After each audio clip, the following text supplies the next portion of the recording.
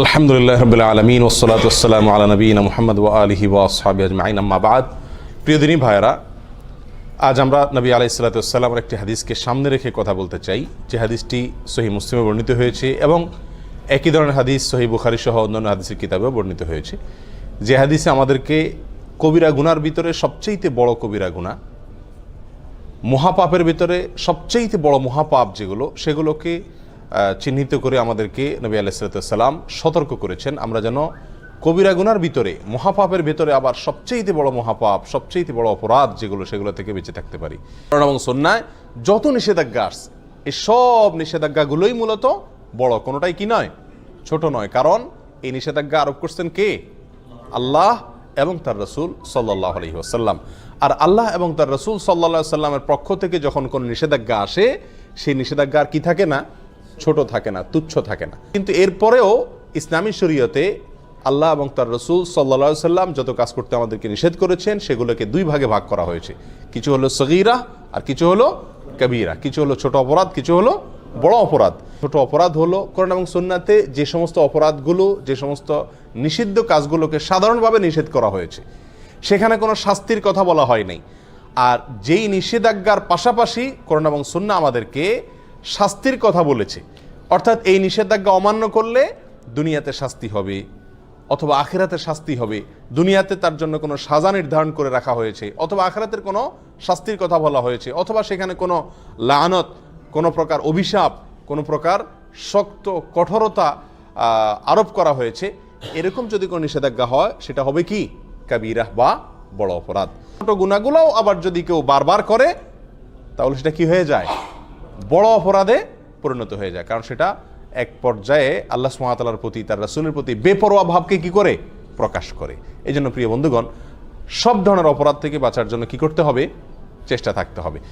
এই বড় অপরাধ যেগুলো, সেগুলোর ভিতরে আবার সবচেয়ে বড় অপরাধ আছে কয়েকটি। আব্দুর রহমান ইবনে আবি বকরাতা রাদিয়াল্লাহু তাআলা আনহু তার বাবা থেকে বর্ণনা করেছেন, তিনি রাসূল আকরাম সাল্লাল্লাহু আলাইহি ওয়াসাল্লাম থেকে হাদিস বর্ণনা করেছেন যে তিনি বলেছেন, আলা উনাব্বিউকুম বিআকবারিল কাবাইরি, তোমাদেরকে আমি সবচেয়ে বড় অপরাধ যেগুলো, মহাপাপ কবিরা গুনার ভেতরে আবার সবচেয়ে বড় কবিরা গুনাহ যেগুলো, সবচেয়ে বড় অপরাধ, সবচেয়ে জঘন্য অপরাধগুলো যেগুলো, সেগুলোর উপরে কি আমি তোমাদেরকে বলে দিব না? সেগুলো হলো তিনটি। আল ইশরাকু বিল্লাহ, এক নম্বর হলো আল্লাহর সঙ্গে শিরক করা। আল্লাহর সঙ্গে কি করা? শিরক করা। এর চাইতে বড় অপরাধ আল্লাহর জমিনে আল্লাহ সুবহানাহু ওয়া তাআলা আর সৃষ্টি করেননি। আর কোনো অপরাধ নাই যে অপরাধ শিরকের চাইতে বড়। প্রিয় বন্ধু, আমরা অজান্তে, অগোচরে, না বুঝে আমরা অবলীলায় কিন্তু অনেক ধরনের শিরক আমরা করে যাচ্ছি। দুই প্রকারের শিরক আছে, একটা হলো বড় শিরক আর একটা হলো ছোট শিরক। বড় শিরক কোনগুলো? বড় শিরক হলো এমন শিরক যে শিরকের ফলে মানুষ ইসলাম থেকে কি হয়ে যায়?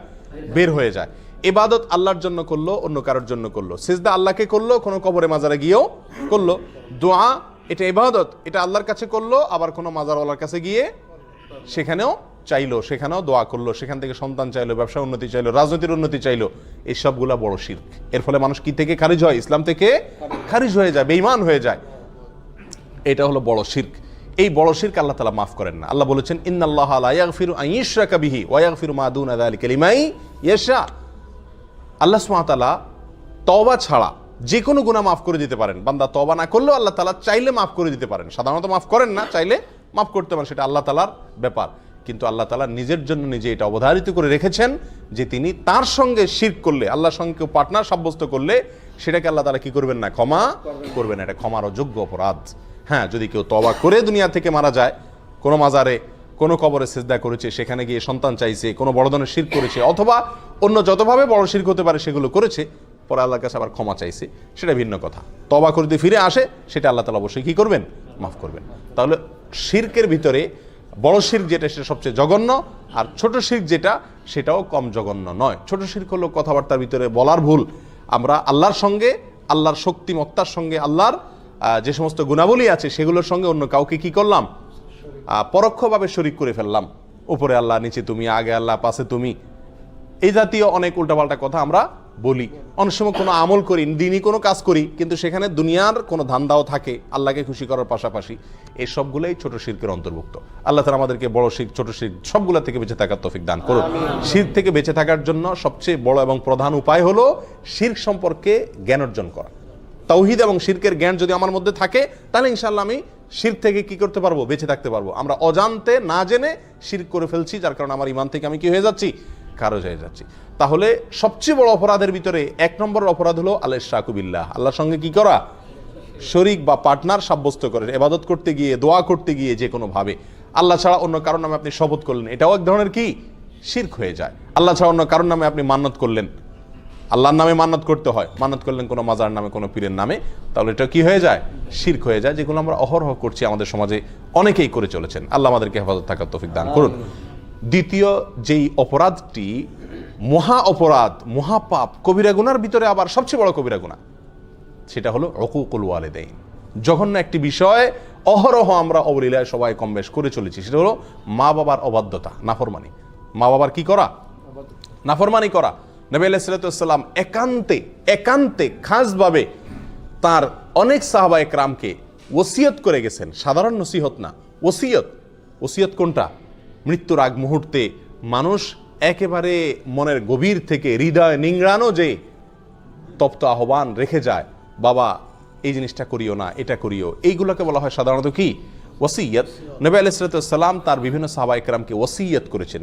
ওসিয়ত শব্দ ব্যবহার করেছেন সাহাবা একরাম, যা আমাদেরকে রাসূল ওসিয়ত করেছেন মা বাবার নাফরমানি যেন আমরা না করি। যত বড় নির্দেশই করুক না কেন, মানতে আমার যতই কষ্ট হোক, মা বাবার নির্দেশ যেন আমরা লঙ্ঘন না করি। মনে যতই না বুঝুক, মনের সঙ্গে যুদ্ধ করে হলেও মা বাবার নির্দেশকে সবকিছুর উপরে দিয়ে রাখতে হবে। প্রিয় ভাইয়েরা, কোরআনেও আল্লাহ সুবহানাহু ওয়া তাআলা আল্লাহর সঙ্গে আল্লাহর ইবাদত করতে হবে, আর কারো সঙ্গে কি করা যাবে না? শিরিক করা যাবে না। এই নির্দেশের পরেই আল্লাহ বলেছেন ওয়াবিল ওয়ালিদাইনি ইহসানা, মা বাবার প্রতি সদাচরণ করতে হবে। মা বাবা যদি কোনো অন্যায় কাজ করতে বলে, আপনার স্ত্রীর প্রতি জুলুম করতে বলে, অবিচার করতে বলে, অত্যাচার করতে বলে, সেটা করার দরকার নেই, সেটা মানা যাবে না। আল্লাহর নির্দেশের বিরুদ্ধে যদি কিছু করতে বলেন, দায় রাখতে নিষেধ করেন, নামাজ পড়তে নিষেধ করেন, তাহলে সেগুলো মানা যাবে না। বাকি এছাড়া যত সাধারণ নির্দেশ আছে মা বাবার, সেগুলোকে সব কিছুর উপরে অগ্রাধিকার দিয়ে মানতে হবে। এবং এটা মানা, বিশেষ করে আমাদের দেশের মতো যে সমস্ত দেশে যৌথ ফ্যামিলি ব্যবস্থাপনা আছে, সেই সমস্ত সমাজে মা বাবার হুকুম মানতে গিয়ে অনেক ধরনের সমস্যা দেখা দেয়। তারা যদি অযৌক্তিক কোনো নির্দেশ করেন যেটা আপনার সাধ্যের বাহিরে, তো সেটা আপনার জন্য মানা জরুরি না, কিন্তু তাদের সাথে ব্যবহার খারাপ করা যাবে না। নিজের স্ত্রীকে বলে রাখতে হবে, বা যাদের কারণে মা বাবার হুকুম মানতে কষ্ট হয় তাদেরকে বলতে হবে, দেখো এই জায়গায় আমি দুর্বল, আমার কিচ্ছু করার নাই, এখানে তোমাকে সবর করতে হবে। এককালে তুমিও বুড়া হবা, তোমার সন্তানদের কাছেও তোমার নির্দেশ অযৌক্তিক মনে হবে। সেদিন যদি তাদের স্নেহ, তাদের ভালোবাসা পাইতে চাও, তো আজকে তুমি সবর করো। কথা বুঝে আসছে? আল্লাহ তাআলা আমাদেরকে তৌফিক দান করুন। তাহলে দ্বিতীয় বড় অপরাধের ভিতরে, মহাপাপের ভিতরে সবচেয়ে বড় মহাপাপ, শিরকের পরে দ্বিতীয়টা হলো মা বাবার কি করা? অবাধ্য হওয়া। আল্লাহ যাদেরকে মা বাপ দিয়েছেন, দুজনের একজন বেঁচে আছেন অথবা দুজন বেঁচে আছেন, আমরা তাদেরকে কি করব? ইনশাআল্লাহ সন্তুষ্ট রাখার চেষ্টা করব। সর্বোচ্চ চেষ্টা থাকবে তারা যেন আমার প্রতি অসন্তুষ্ট না হন। বারবার মাপ চাবো, অন্যায় করবো আবার পায়ে ধরে মাপ চাবো। মা বাবার কাছে কখনো মানুষ কি হয় না? ছোট হয় না। যত পায়ে ধরি আমার মর্যাদা কমবে না, যত বরং তাদের পা যত ধরবো তত মর্যাদা বাড়বে। তাদের কাছে যত ক্ষমা চাইবো তত আল্লাহ আমার মর্যাদা উপরে উঠাবেন। দুনিয়াতেই বাড়বে, দেখবেন, চোখের সামনে দেখতে পাবেন, আখিরাতে তো বাড়বে ইনশাআল্লাহ। আল্লাহর এই জমিনে এই দুইটা লোক, মা বাবা, এদের সামনে আমি শক্ত হব না, এই জায়গায় আমি মাটি হয়ে যাব। আল্লাহ আমাদেরকে তৌফিক দান করুন। তৃতীয় যে অপরাধটি, সবচেয়ে বড় অপরাধ, কবিরা গুনার ভিতরে সবচেয়ে জঘন্য কবিরা গুনাহ, এটা হলো ওয়াশাহাদাতুজ জুর আও কাউলুজ জুর, মিথ্যা সাক্ষ্য দেওয়া। কি দেওয়া ভাই? মিথ্যা সাক্ষ্য দেওয়া। এই হাদিস বর্ণনাকারী সাহাবী বলছেন যে নবী আলাইহিস সালাম হেলান দিয়ে বসে কথাগুলো আমাদেরকে বলছিলেন। এই তৃতীয় নম্বর পয়েন্টটা বলতে গিয়ে নবী আলাইহিস সালাম হেলান থেকে উঠে বসলেন সোজা হয়ে, আর বারবার বলতেছিলেন ওয়াশাহাদাতুজ জুর, ওয়াশাহাদাতুজ জুর, ওয়াশাহাদাতুজ জুর। এতবার তিনি বলতেছিলেন, আমরা তখন মন থেকে চাইছিলাম যে রাসূল যেন একটু থামে, আর কত বলবে, অর্থাৎ বিষয়টা আমাদের উপরে অনেক কঠিন হয়ে যাচ্ছে। এত বারবার তিনি বলছিলেন।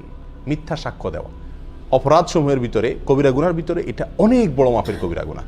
এখন আপনারা কেউ বলবেন যে মিথ্যা সাক্ষ্য দেওয়া, এটা তো আমাদের জীবনে খুব, এই পরিস্থিতির সম্মুখীন আমরা খুব কম হই।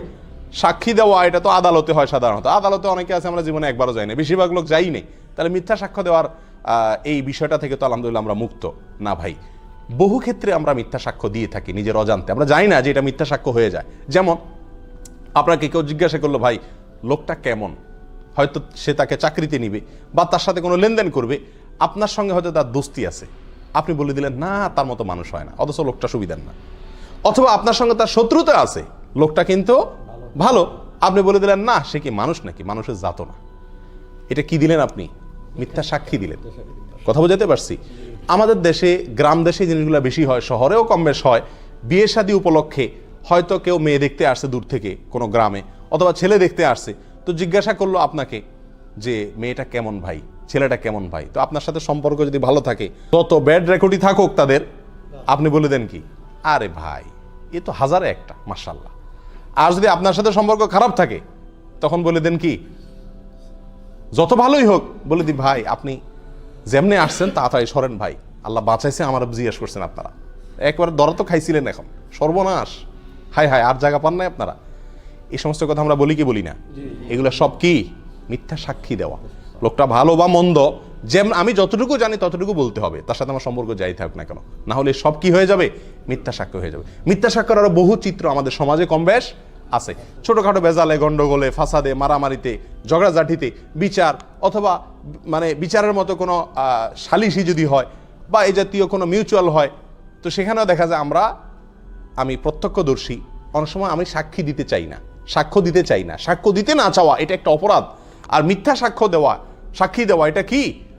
অপরাধের ভিতরে বড়, অপরাধের ভিতরে মহা বড় অপরাধ। আল্লাহ তাআলা আমাদেরকে এই তিনও মহা বড় অপরাধ থেকে বেঁচে থাকার তৌফিক দান করুন। এরকম আরো বেশ কয়েকটা অপরাধকেও মহা বড় অপরাধ হিসাবে অন্যান্য হাদিসে সাব্যস্ত করা হয়েছে, শামিল করা হয়েছে। তার ভিতরে একটা হলো জেনা করা, মানুষ হত্যা করা। আজকাল যে আমরা ভ্রূণ হত্যা করি, এটাকেও কোনো কোনো জায়গায় এরকম মস্ত বড় অপরাধ বা মহা বড় অপরাধ হিসাবে সাব্যস্ত করা হয়েছে।